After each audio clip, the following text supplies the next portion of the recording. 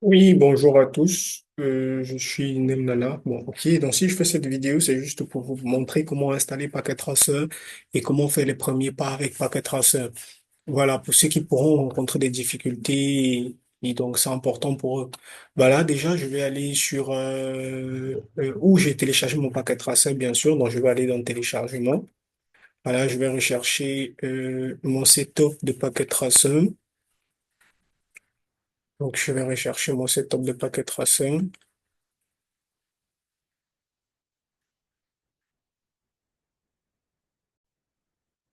Voilà.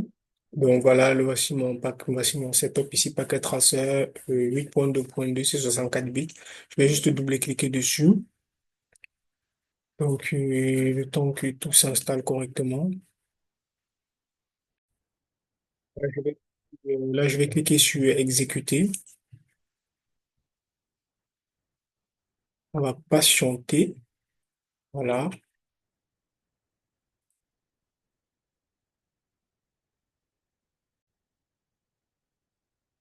Ok, donc là, je vais faire oui. Je vais faire oui. Voilà. Donc tout ce qui sera proposé, on va dire oui, on accepte. Et on va attendre que paquet traceur s'installe. Bon, étant donné que c'était, voilà, on va faire I accept the agreement. Donc, j'accepte tout simplement. On va faire next. On va faire next. Et on peut cocher la case pour permettre à ce qu'il y ait aussi un raccourci. Voilà. Et on va faire install.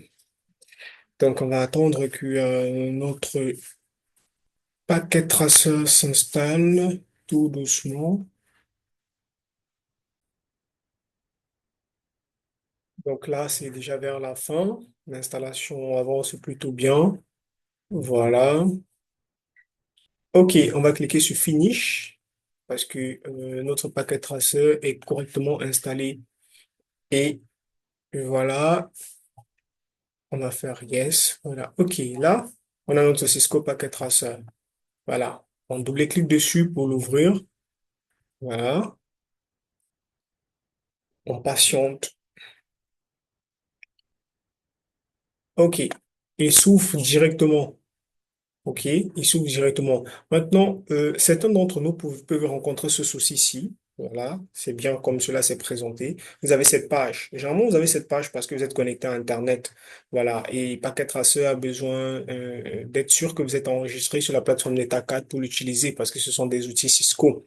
Voilà, pour ceux qui ne veulent pas avoir à passer par cette page et qui veulent directement que Packet Tracer s'affiche et s'ouvre, ils auront juste besoin de se déconnecter d'Internet, ouvrir Packet Tracer. Dès que tout est bien ouvert, ils pourront maintenant se reconnecter à Internet.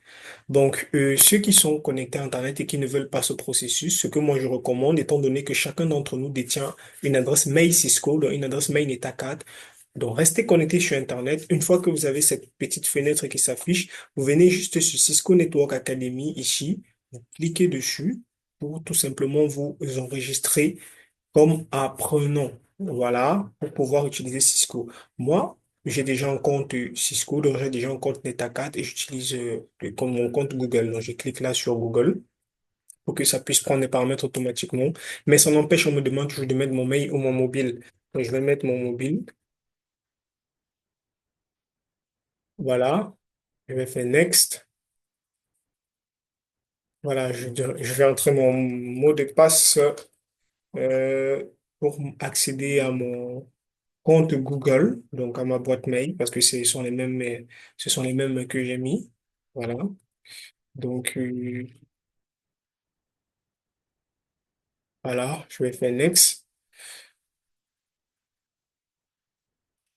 OK, on me demande de vérifier que c'est bien moi, donc on m'envoie une notification sur mon mobile. Donc, je vais confirmer en disant oui, c'est moi, sur mon mobile, bien sûr. Une fois que je valide, je suis enregistré et j'ai maintenant la possibilité de travailler sur Packet Tracer sans souci. Voilà. Donc, une fois que je suis paquet traceur, j'ai là cette première barre qui est ici, on a les fichiers, donc c'est file. Une fois que nous finissons de travailler, quand on veut enregistrer, on vient sur file, on fait save ou bien enregistrer sous save as et on choisit tout simplement l'emplacement. Voilà. Ici, nous avons ceci, c'est pour la souris. Donc, une fois qu'on veut être en mode souris, comme je suis là, on clique là. OK. Si on veut effacer, on clique sur cette barre pour effacer. Donc, ça permet de supprimer quelque chose. Et on revient en mode souris. Voilà. Donc, si on veut mettre un texte, on vient là, on clique sur Place Note. On clique là, on met le texte qu'on veut mettre. Voilà. Et on revient toujours en mode souris pour pouvoir le déplacer et bouger. Donc, si on veut le supprimer, on vient sur Effacer, on clique là et on supprime. On fait Delete et on n'oublie pas de revenir en mode souris. Toujours. Voilà, on a cette barre-ci qui est importante, cette petite barre. Le premier côté, c'est les Network Devices. Donc, ça regroupe quoi? On clique dessus, on voit là que ça nous regroupe les routeurs uniquement. On a aussi en bas, là un peu plus bas, un routeur. Quand on pointe juste le curseur dessus, on voit c'est écrit routeur. On a tous les types de routeurs. Si on veut sélectionner un routeur, il suffit juste qu'on clique sur le routeur qu'on veut et on vient cliquer là sur l'espace pour travailler et notre routeur apparaît. Voilà. Donc, maintenant, on a l'espace switch. Là, à côté, c'est écrit switch. On clique sur switch. Là, on voit qu'on a tous les différents switches qui existent. On a cette barre de défilement qui nous permet de naviguer. OK, donc, on a les différents types de switch. Si on veut un switch 2960, on clique dessus, on le dépose. Voilà notre switch qui est là. Voilà. Donc, on clique et on vient cliquer sur l'espace de travail. Voilà. Pareil pour tout autre équipement. Là, on a les suites de niveau 3. Voilà. Donc, ici, ce sont les hubs. Clique sur hub, on a les différents hubs qui apparaissent là. Ainsi de suite. Ici, on a les PC. Donc, on clique ici. On a les PC, les laptops, les serveurs. Si on veut sélectionner un serveur, on clique sur le serveur, on clique dans la zone de travail. Si on veut sélectionner une télévision, on clique sur la télévision, on clique dans la zone de travail. Voilà. Si on veut sélectionner un laptop, on clique là et on clique là. Ici, on clique là, on clique là. Voilà. Donc, c'est le même processus. Voilà. Donc, on a là, on peut nous défiler. OK? On a même des tablettes et tout et tout. Vous aurez le temps de naviguer tout cela. Maintenant, si on veut connecter ces équipements, nous avons tout simplement ce secteur-ci, cette croix-ci. Voilà. Elle nous permet tout simplement, en cliquant dessus, elle nous donne les types de câbles que nous pouvons utiliser.